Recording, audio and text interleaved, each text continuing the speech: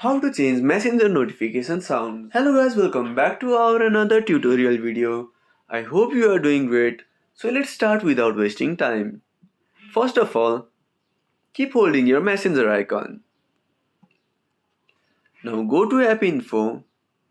Make sure your notifications are enabled. Now tap on manage notifications. Now scroll down a bit.